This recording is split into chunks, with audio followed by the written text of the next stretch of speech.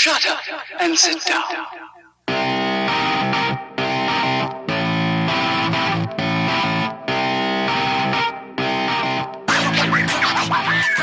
Nice to meet you. It's been a long time in the making. I've been watching you on Instagram. Obviously, your fights. I mean, fantastic fights. You're always fun to watch.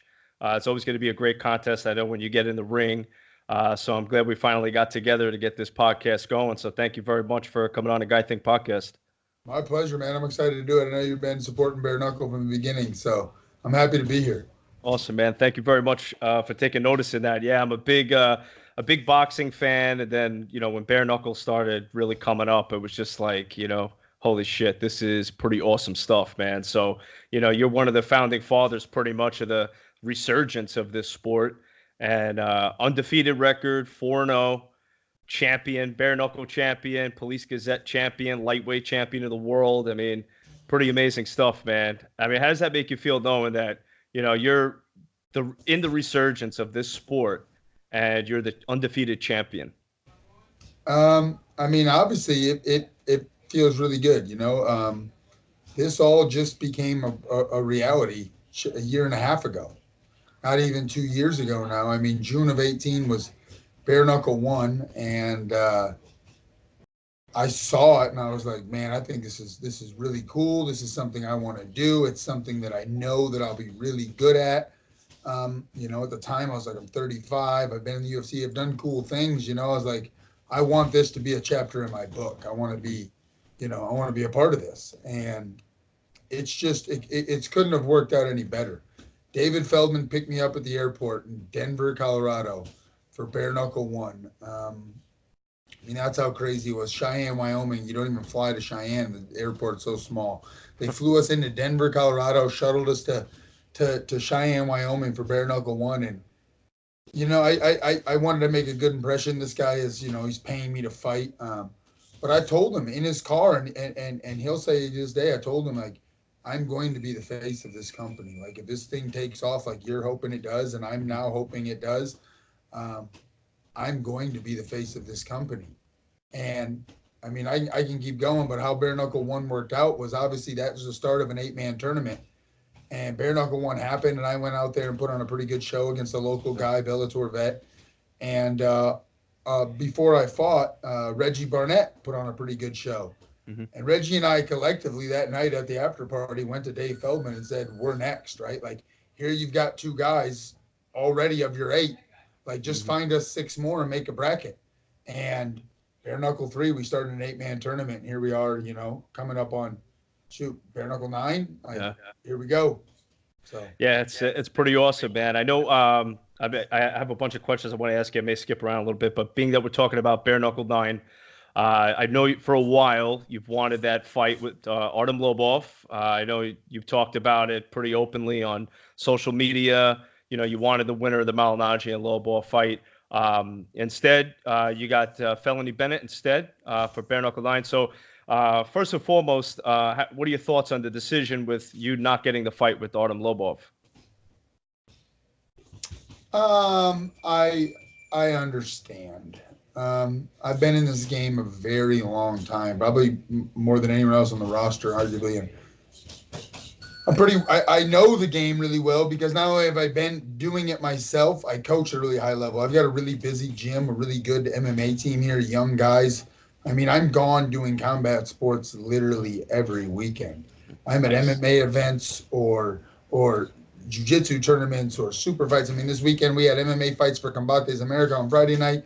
I had 2 people on Submission Hunter Pro on Saturday night here in Dallas. Like, that's just me staying home. That was an easy weekend. I got to sleep in my own bed both nights. So I understand, and I understand. I'm educated. I understand it's a business, mm-hmm. And whoever is gonna fight Artem is going to be paid accordingly. Yes. And they need that return on investment. And what I haven't done over the last 15 years, I've busted my ass and I've made a name for myself. But what I haven't done is I haven't marketed myself. It's not who I am. It's not, I don't like taking selfies. The shit that I needed to do to have 500,000 Instagram followers like Artem Lobov. Now he's got them because of where he trains and who's he affiliated with, but right. he has that following. He now has the ability to make really big money. And I wanted my piece of that pie. There's just no denying it, right? And there's just the question came up to who was the most deserving. It was what I kept hearing, and I was like, "We're going on deserving." Well, no one deserves it more than I, in my opinion, you know. And I'll debate that with anybody. But the business decision was Jason Knight. Jason's going to sell out Biloxi. And the truth is Jason Knight Artem Lobov rematch is going to sell itself on pay-per-view because you've got to give credit where credit's due. They beat the hell out of each other and they put on a good show. It was fun to watch. You know what I mean? People are going to tune in and watch it. So this story is getting longer than maybe it needs to be, but I knew I was going to 45 before I even fought Reggie.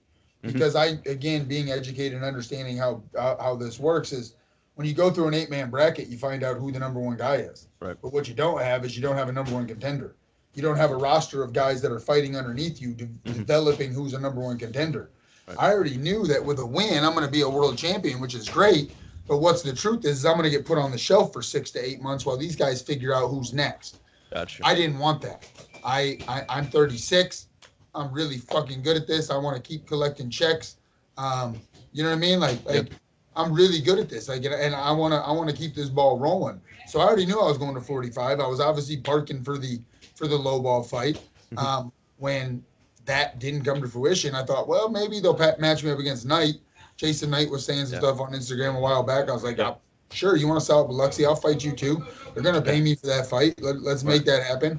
Neither one of those two guys scare me. That's not a disrespect to either one of them. But I think I match up well against either one of them.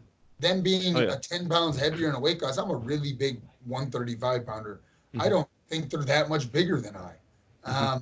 I think I match up well against either one of them. But the truth is they match them up together, and I don't blame them as a company decision, right? It's going to sell. It makes sense. Jason's going to sell at the arena. The rematch is going to sell pay-per-views. Artem's going to do Artem because he's Artem, right? I can't fault anyone. But the truth is it left me kind of like, and Bare Knuckle, in a bit of a pickle of sorts, right? Because they've got to find someone now. They promised me to keep me active. They're amazing. Like, I have zero complaints about Bare Knuckle. They are giving me this fight, and they're not giving me anything, right? But they didn't have to. They could have put me on the shelf for 6 months. Right. Let them figure out number one contender. They could have done this, right? And David Feldman was a man of his word. He found me a fight. But the pickle is you got to find someone with a credible name. You know what I mean? Like, they don't want me to fight some kid from Mississippi who no one knows. Right. That doesn't make any sense. And to be honest, there's no win in it for me other than just a win. Like, if I fight some guy that nobody knows, now, you know, there's some talk about this is a gimme fight and blah blah blah because it's Crazy Horse. I know he doesn't like that name anymore, but I'm just gonna keep calling him. Whatever, he's crazy. He'll still always be Crazy Horse. You know, and they're looking at his record. He hasn't won and blah blah blah. But it's a fight, and I'm taking all the risk here. I'm trying to be proactive. I'm trying to stay active. I'm trying to keep collecting wins and staying on top of that leaderboard. Not only most fights, most wins, only guy undefeated. I'm trying to just keep staying busy. So Charles Bennett was the name they gave me. So Charles Bennett's gonna get beat up in 11 days. So let's talk about that. You're the undefeated champion of the world. What do you think it is about you and your fighting style and your mentality that your opponents have been unable to figure you out in bare knuckle? It's hard to verbiage it, man, but I say I'm made for this sport, and I really mean that. Like, I'm made for this sport. I watch them, I touch them, and they start bleeding, and they start feeling this is a real fight.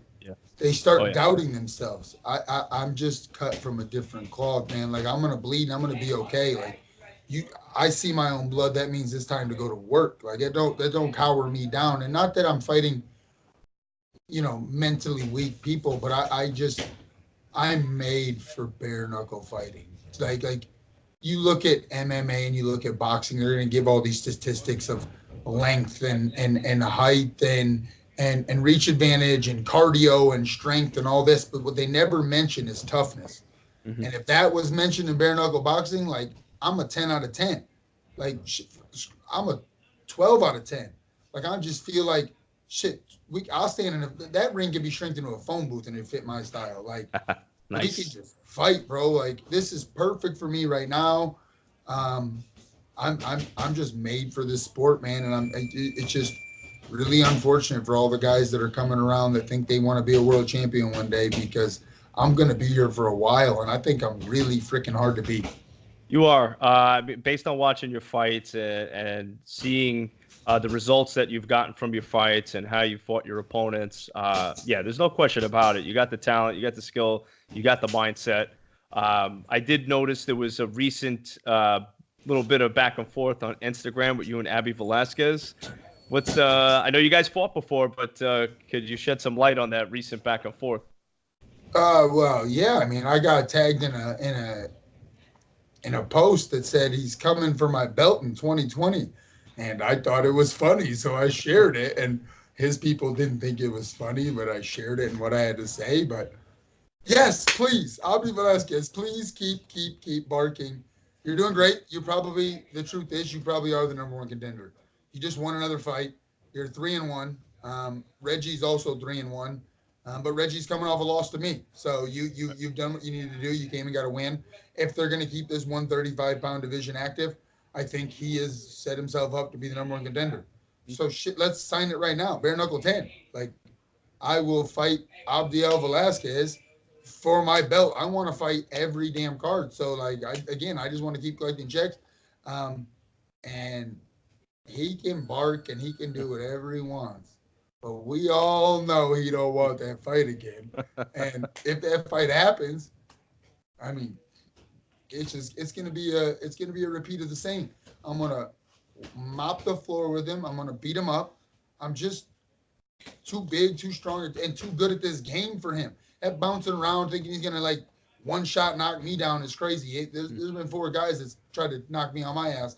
I ain't taking knee yet. Like, we'll see. I hope he keeps barking. I don't dislike the kid. I'm gonna get in his head and I'm gonna beat him up again if we fight. So I hope that's who they sign. Like I said, Bare Knuckle 10 sounds like a great fight.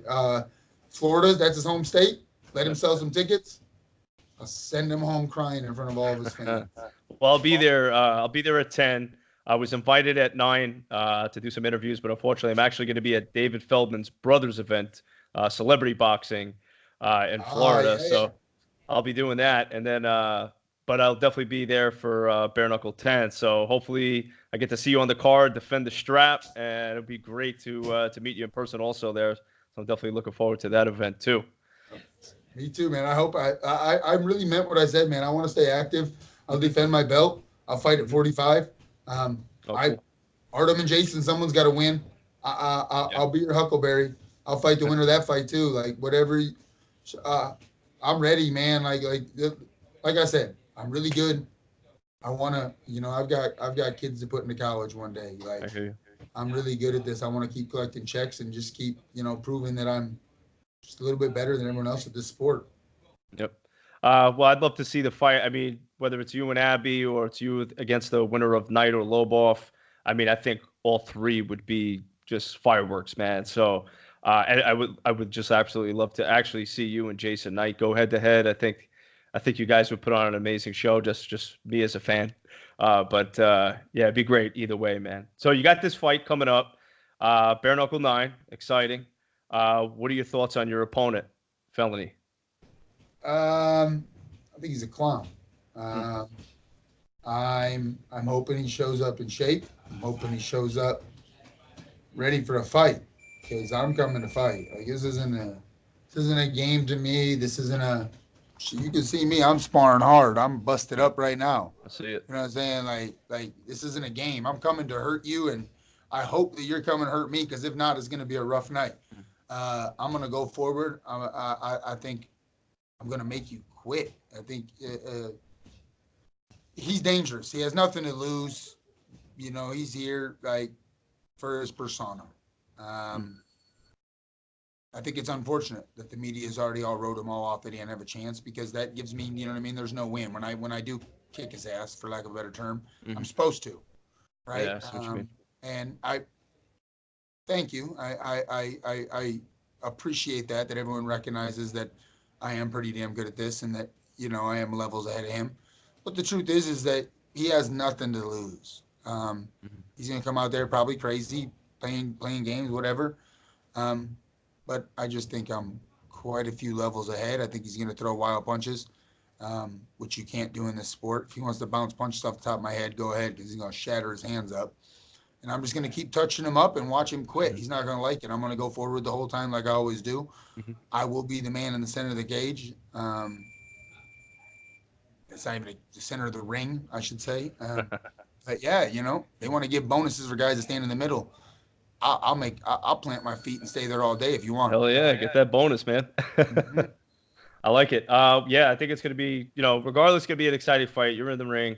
Again, I always like watching you fight, so I'm definitely looking forward to seeing you defend that title again. I know it's going to be great. I'm definitely going to have it somewhere, probably on my Fight TV app while I'm at the other events. So one way or another, I'm definitely going to be watching. So I'm definitely looking forward to it. So I wanted to ask you, being that you're a veteran MMA, you've been in UFC, you've competed at a very, very high level. What do you feel is the biggest difference for a guy like yourself transitioning over to BKFC as far as in-ring action and competing? Being at the highest level in MMA helps. The big lights and all that stuff. Fighting for a world title and stuff wasn't as shell-shocking as it might have been to someone who hasn't been there before. The transition, it's different. It's completely different than anything, right? But at the same time, it's simple. It's boxing and running for me is what I do for training, right? I box and I run. I'm not out here. I've got a really good gym, dude. I'm not out here fighting 22-year-old black belts in jiu-jitsu that are trying to be world champions. Those dudes will try to rip your head off every day. You know what I mean? Bare knuckle, I get to just, I get to fight my fights. I don't have, we have to stand in the middle. We have to find out who's tougher. One guy's going to win and one guy's going to lose.